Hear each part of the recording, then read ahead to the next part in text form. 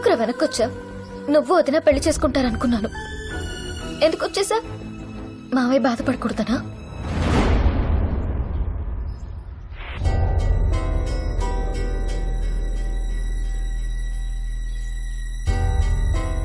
మావయ్య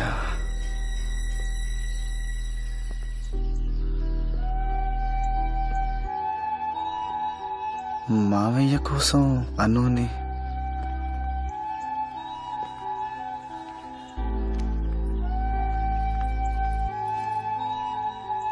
ఏంట్రా?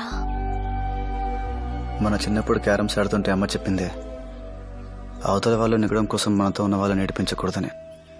కానీ నేనేం చేశాను? అత్తయ్య ముందు మావయ్య మాట పడతాడని అను నేర్పించాను.